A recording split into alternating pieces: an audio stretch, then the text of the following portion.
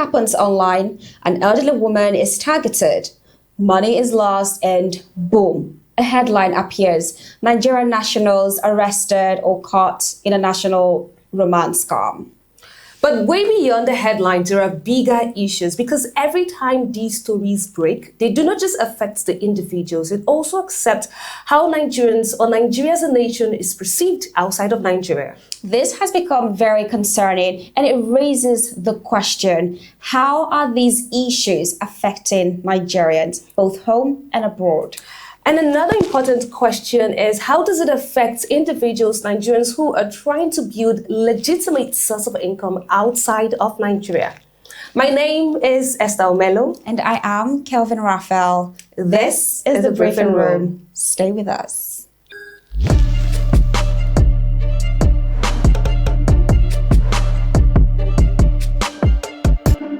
Cybercrime has become almost like a daily issue, a daily occurrence. We're hearing news about cybercrime almost on a daily basis. And if you check the Nigerian youth, a huge percentage of Nigerian youth are actively involved in cybercrime, and it is very concerning. I know that one of the major factors that contribute to the rise of cybercrime is due to lack of job, poverty. Poverty is a major driver. I suppose a lot of people have a lot of reasons, but I believe that poverty is one huge major driver of cybercrime in Nigeria. We have youth who go to schools, spend years in schools only to graduate, and they spend years, decades looking for jobs with no jobs. Well, some of them, they venture into other businesses, they try to do other things. But the truth is, not everyone has that. Not everyone is so fortunate, to have some opportunities to start up something for themselves. So what I'm saying is, if Nigeria had a better environment, cybercrime wouldn't have been a major issue in today's economy. Okay, so I want us to go to a particular story that is currently trending online. I would love to take it from that aspect, and that is 6 Nigerian nationals who were arrested in Thailand by Thai police during a raid on a luxury, apartment. 6 of them by the name. One is Wosu, one is Ejikeme, one is Ibekwe, another one is Opialu, another one is Okorum, and the list goes on and on. As much as we try to make excuses I do know that there are issues, but let me say this, and let me say this clearly. It is not the job of the government to create job for anyone. Quote me, it's not the job of any government to create jobs for any. As much as I would want to entertain the sentiment, but not at the expense of common sense. It is the responsibility of the government to create enabling environment, but not to create jobs. Having said that, I do not think that 2 wrongs can make a right. What is wrong, regardless of the excuses we make, regardless of how we justify them, regardless of the issues we have. The truth is, there are millions of Nigerians that are faced with several issues. When you talk about poverty, when you talk about lack of jobs, there are a lot of them. However, is that an excuse to inflict pain on another human being? I do not think that is justifiable. Now, take you back to the story that happened in Thailand. Now, we're talking about romance fraud, right? An issue that has happened in different parts of the countries. And it has not just affected us as Nigerians. It has affected us as how we're basically perceived globally. How people would look at Nigerians, or you want to do something and we are being tagged the fraudulent nation, people that have more of people who engage in fraud. People look at you suspiciously. Right? They look at you suspiciously. Sometimes, because of the color of your skin. But then when you say, I'm Nigerian, it just makes the case worse. More suspicious. Is that a justification? Is that the fact that, the government is not providing, jobs? Is that an excuse for you to extort people, for you to defraud people? I do not think so. So for the individuals who are involved, right, shame. Shame on individuals who are involved. Because I don't know how it works. I want to believe that if you can channel your energy to defraud people, let's talk about romance fraud. If you can channel your energy to change your identity, channel your energy to change your accent, channel your energy to, and oftentimes, because you're speaking to people across different parts of the country, you stay up late at night just to speak to these people, just to gain their trust. If you can spend all of those time doing something like that to defraud people, then I don't think not having a job is the problem. I think it's the fact that we just want to get rich quick. I think it's the fact that we just want to make income, or we just want to make excuses for our bad behavior. I think it's the fact that we want to blame every other thing or every other person but except ourselves. All right. Now, there's something you said that is not the responsibility of the government to provide a job for its citizens, and I beg to differ. It is partly the responsibility of the government to provide job for its citizens. Take, for example, Nigeria currently, we import a lot of oil, even as an oil producing state. It is not exactly or entirely the job of an individual to build refineries because it is capital intensive. So that is something that the government should handle. It is the responsibility of the government to build refineries. We've also seen private individuals. We've also seen private individuals or private organizations. I mean, look at the likes of Aliko Dangote, right? I know. And there are other minor refineries around the country. And do you see right? how they're functioning? And they are also creating opportunities. So when I say it is not the responsibility, I said it is not the responsibility of the government to directly create jobs. However, it is the responsibility of the government to create enabling environment where jobs can be created. So what has really affected us as a people is the fact that, even as a business owner or even as an employer of labor, you find it difficult to survive or run your business. Hence, it also affects the people that you employ.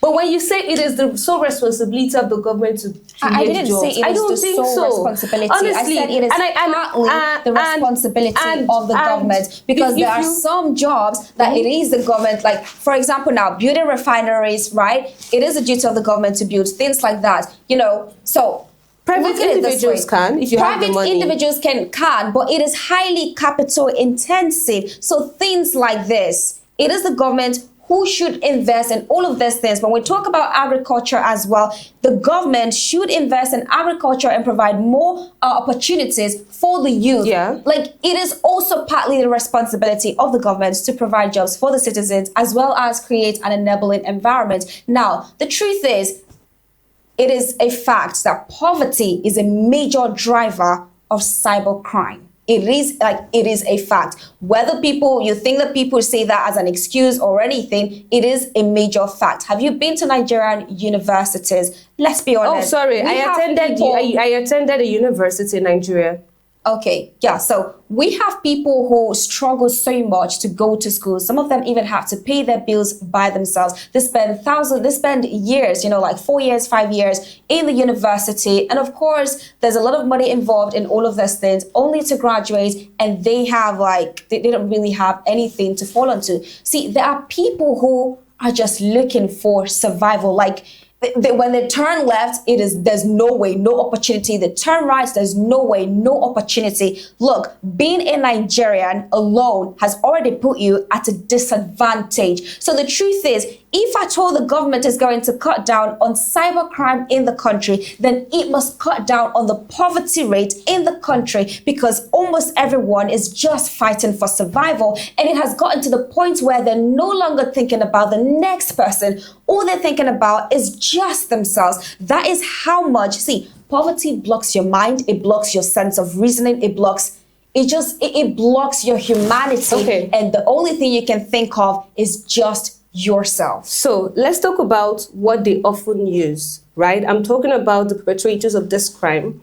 I'm talking about the scammers themselves. So just so we understand the context of this conversation, it's basically about romance fraud. And just to explain what this is, it's basically gaining the trust of somebody perhaps around you or outside the country, but gaining their trust perhaps on social media, online platforms, and what you basically do is defraud them, right?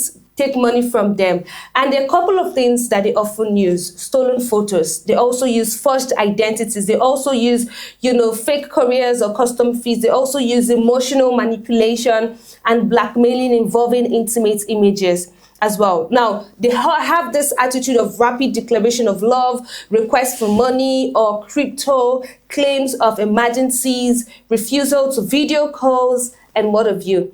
All of this takes time. I think that even the Yahoo in Nigeria, just in laid back English, we call it Yahoo boys or Yahoo, right? I think you have to have a level of intelligence, a percentage, a degree of intelligence for you to build fake identity, photos, and all of those things that need to be done for you to perpetrate the kind of crime that you perpetrate. So yes, we're making excuses to say that poverty is a major issue, but the time you spend in talking to that victim, the time you spend in building that profile, the time you spend in doing some of those heinous crimes that you do just to ensure that you get money from that client, like they call them. If you make a decision to put that energy in something positive, you would make good money from it. So as much as we're saying poverty is this, there's unemployment, also remember that these people are taking time and effort to make all of this work, to gain the trust of people. I am a firm believer that if you put the same time and effort you put in to defraud people, if you put in that time and effort to do something positive, it would yield results. I'm going to tell you a story of in my university level. So I went to school. I was almost going to graduate with first class, but then 2-1, right? And I realized that all I did in school was to read book. I stayed in the hostel. After some time, I lived off campus. But I can't remember staying in school, like a weekend, staying for 1 month or 2 months in school. I would always go back to my family house. So what I did in school was read. I don't engage in other activities. I just read. I go to class, I read, then I go back to my lodge. And then weekends, I go back to the house.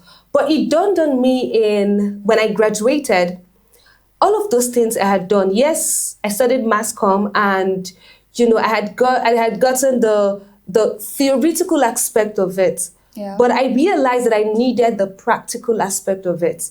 And so when I finished my university, my service year was a breakthrough moment for me. You know what I told myself? I told myself this is a deciding factor, because I know I have finished school. The certificate is there. The certificate will not get you the job that you need. Maybe it will help. Oh, what certifications do you have? However, in terms of practicality, it would not. I made a decision myself, Kelvin, and I told myself, this is either I do it or I do it. I don't have another option. And that was how, this is not to be boastful, but that was how I became the first core member that was retained in the organization I worked with. Did I have other, other options of, I could go into this other part, the negative part? Yes, I would have, right? But I made a decision. I'm saying that as individuals, we have, it's on us to make that decision. But when we now decide that, you've gone to school, you don't have job, you don't have this, you don't have that, and then you decide to defraud people. Oh, by the way, do you know that people that have been defrauded, there are people who have died as a result of them being defrauded? There are people who have not been able to recover as a result of them being defrauded. There are people who are still traumatized as a result of them being defrauded. There are people who cannot trust anyone as a result of them being defrauded. So when you look at it holistically, it's the excuse of poverty, it's the excuse of not having job. It is not an excuse. A good excuse can you go and check, for them can to you go and check crime. the causes of cybercrime? Have you gone to check the causes of cybercrime? Poverty is one of them. It's I one of the agree. driving factor. So the fact that you're saying it's an excuse because you're making it look as though, oh, we're making excuses for this behavior. But we are. We're looking at one of the things that is causing these problems, because first of all, if you want to fix a problem, you have to look at the cause. If you're able to fix the cause of that problem, then you wouldn't be having that problem anymore. So the truth is, why are people into cybercrime? Because they want to make money, because they want to have money. And I'm saying that yes, because they want to make money. Imagine we all, because we wanted to make money, do something evil. No, I'm not saying that we should do so. All I'm saying, because you're dismissing it, and I feel like, no, you shouldn't be dismissing it, because whether you agree or not, it is actually a fact, okay? You can like check wherever you want to check. It's actually a fact. And I want us to pay attention to that as well, right? That is where I have a slight problem. I don't want it to be dismissed. I want us to pay attention to it, because it is an actual problem. It is an actual major driver of cybercrime. And speaking of all of this cybercrime as well, we have internet crime, where you send money to someone because you want to buy a product, and then they end up not delivering. Not delivering. Like, I pay, so they create fake page, fake Instagram page, right? And then they advertise products from other people's pages. And then after you've sent them money, some of them go as far as putting an address. But if you go to the address, you wouldn't see anyone. There's no shop. So the driver of that is poverty. You're just a mean human being with no morals. I'm sorry. A mean human being with no morals. We'll go on a short break, and when we return, we'll continue this conversation. By the way, you can drop your comments. You know, we want to get your opinion. So be part of this conversation by dropping your comments. This is a briefing room. Stay with us.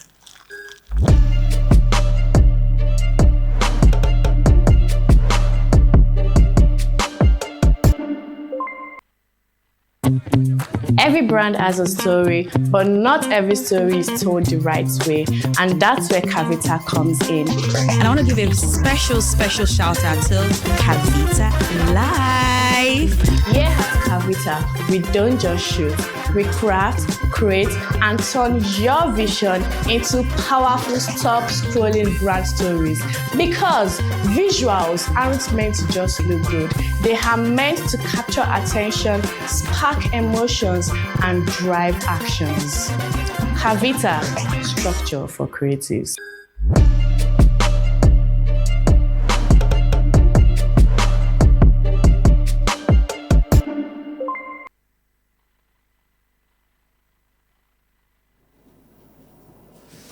Welcome back to the show. It's the briefing room, and we're looking at cybercrime and internet fraud today. So, as much as these issues affect us globally, which I know you're going to talk about how it affects us globally, I'm going to talk about how it affects us locally. For example, the internet fraud, maybe you want to buy something from a vendor and then you get scammed. A lot of people don't even buy from internet vendors anymore. They prefer to go to the market to get the items. So there's this issue of trust. You can't easily trust people anymore because that trust has been broken so many times. And as a Nigerian living in Nigeria, it is quite difficult to get a job outside the country because they look at you suspiciously and you're sure this person is legit, you know. And even when it comes to payment, especially when it comes to payment, they could be very skeptical about paying you for services because they're not really sure if you're legit. Will you take this money and deliver on the job? All right. So there's a whole lot. And then when you travel out of the country and then being a black person already, there's that racism. And then if you mention that you're a Nigerian, like you said, that's like double suspicion. Oh, you're Nigerian. You guys are the ones who commit fraud. You know, they triple check, double check you. And a lot of people have complained about the way Nigerians are being treated abroad. As much as we are being praised abroad, we're also being treated poorly. And it's partly because of these cyber crimes where they don't really trust us anymore. They look at us suspiciously. What is this person doing here? Are you sure they're legit? You're doing a business? What kind of business is it? Are you sure that that's a real business or a real thing? If they want to do business with you, they can't fully trust you. You have to go through a lot of scrutiny for them to even engage with you. But let's look at it globally, how this has affected us. I talked about a story that happened in Thailand, right? Yeah. And that is just one of it. A lot happens on a daily and on a weekly basis, and it comes out online. It's published, it's posted online, and it doesn't help us. I'll take you back to United Arab Emirates that have, different times imposed a major restriction on Nigerian visa applicants, especially for Dubai travel. And it's basically as a result of fraud, criminal activities, and immigration abuse. I would take you down to United States that also introduced tighter visa validity rules for Nigerians in recent years, and has discussed broader travel restriction tied to security, fraud, and immigration compliance. And the list goes on. Even the United Kingdom also increased scrutiny on Nigerian visa application, as well as Turkey. At different periods, reportedly introduced restricted visa on arrival and e-visa access for Nigerians. And the list goes on and on. So yes, we're talking about this, but it's affecting us globally, and that is an aspect we need to look into. Now, I would say this to the media personalities as well. I know there are issues happening. There is nowhere, let's be honest, there is nowhere in the world that you do not have people perpetrating crimes. As much as we talk about the negative part, I think it's also important for us to put our wins out there, and that is why I would say kudos to the entertainment industry, because when you talk about entertainment in Nigeria, when you talk about entertainment in Africa, when you talk about it globally, you would know that for Nigerians, we're the ones usually just making us have good names outside of Nigeria. Yeah, so yes, the cybercrime issue is really affecting us. As much as we have the entertainment part, and we're trying as much as possible to do well and hold on to that part. But I think as Nigerians, we should do better. But another thing I would say is we should not generalize, because there is no country, there is no nation that is bereft of individuals who do not perpetrate crime. The fact that we have different people from different backgrounds, diverse background, would always have people who would want to perpetrate crime, right? But do not generalize and say the entirety of Nigerians were fraudsters, were this, were that. We have good human beings. I don't know about any other person, but I am a good human being. Yeah. Well, here's the thing about being Nigeria. We do not have national pride, right? If an American comes to this country today, right, they can boastfully say, I'm an American, they know they're well protected, they know you can't harm them, the government will come after you. So if an American comes here, you're not asking them, which part of America are you from? When you see someone, the first question you're going to ask them is, where are you from? Anybody at all. Once you see a light-skinned person, you're not going to ask them, oh, are you from Chicago? You're going to ask them, where are you from? And as you're asking where you're from, you're asking for their country.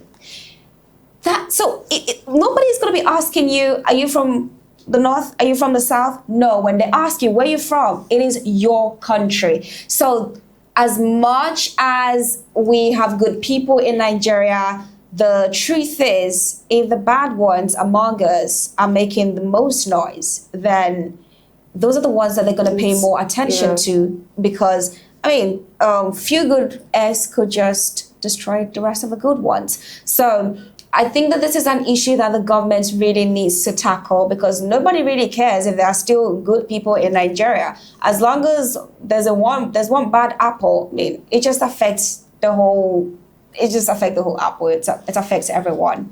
We have a couple of comments here, and we went to Twitter. So let's take a look at some of the comments. This one is from Dr. DCT that says, romance scams and just online tricks. They ruin people financially, emotionally, and sometimes permanently. The scammers use AI to create perfect solutions, preying on loneliness and trust. This isn't about nationality or being Nigerian. It's about the growing danger of technology in the hands of people with no conscience. When shortcuts, deception, and greed replace hard work and integrity, someone always pays a heavy price, usually the innocent. In real life, this should make us all more cautious, more discerning, and more protective of our hearts and wallets. But it also makes us reflect. Are we using the tools available to us to build or to destroy? really profound comment right there. I have this one. This is from PJE Igodalo. Okay, he says, incredible intelligence, zero patience. That's the tragedy of these young guys arrested in Thailand. If they use half of that strategic brain power for legitimate tech or business, they would be unstoppable. Now they have to face ruthless Thai justice system.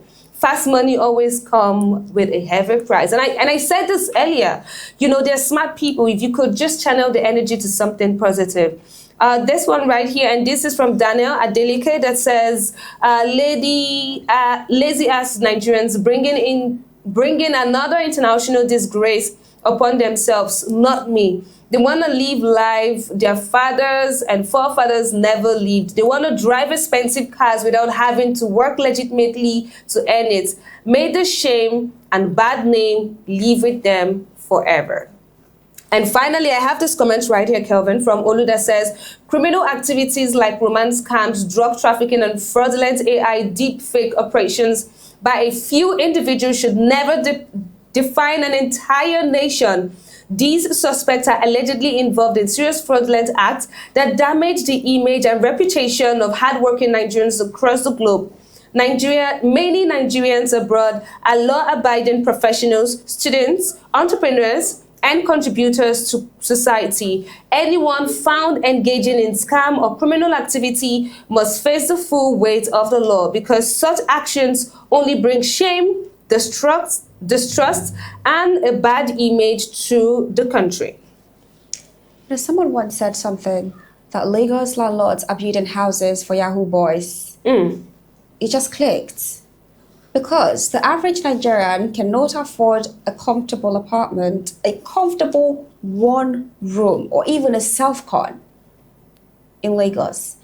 Mainland used to be where you have cheaper houses, but these days, prices of houses in mainland is skyrocketing. For you to get a comfortable apartment on the island, you have to spend about 1.2, 1.5 million. Yeah, for self-con. Like 1.2, yes. Comfortable on the mainland or on the island? On the island. On the island. Yeah, it's self-con. Comfortable, 1.2. It's like an Aja axis, Badore, Shongotado, yeah, those axes, you can get it for that amount. So even the cost of living, the average Nigerian cannot afford it. These are factors that drive the youth into crime when they cannot afford the basic things of life. How many youths earn above or even earn the minimum wage, 70K? How many youths? The percentage of youths who earn the minimum wage is very low. It is very low, because about 63% of Nigerians are in abject poverty. All of these things are also factors that could push the youth into engaging in crimes. And these days, fast reach is being promoted online. People come online to, discourage those who are working hard. They make it look as though you're playing around. I'm like 25, I already have a car, I have a house, I have my life together. They're projecting fake lives to you, you're buying into it, you don't really know what they're doing offline. So I just want to use this opportunity to speak to every youth out there. Don't be pressured. You don't know what people are doing behind the camera. Yeah. They're only showing you what they want you to see. If you're working hard, stick to it. Nothing beats working legitly, because here is the thing. If you're doing something illegal, there will always be that fear of you being caught. Yeah, you'd always live with tension. Yeah, you can't leave peacefully. Honestly, I don't know how they do it, because, I'd be like, what am I going to get caught? Are they going to catch me? Yeah, so nothing beats working legitly, all right? It just, if you never came from money, the truth is, it's going to take you a while, because you do not have leverage. I think another thing is, people should understand what level they are in life. You're not there yet.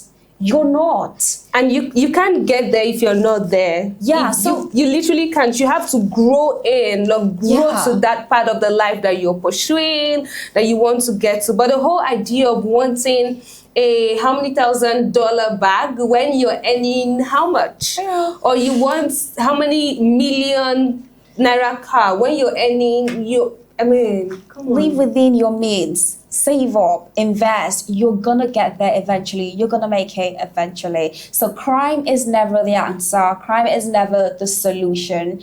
On the other hand, the government needs to strengthen security in the country. They need to ensure that at least houses are affordable, because that has become very concerning, and find a way to reduce poverty in Nigeria so that at least the youth can have a breathing space. We need a more enabling economy, an economy that would encourage you to keep working hard, because sometimes it can become so discouraging. You just sit down and think about your life and ask yourself, what the hell am I doing?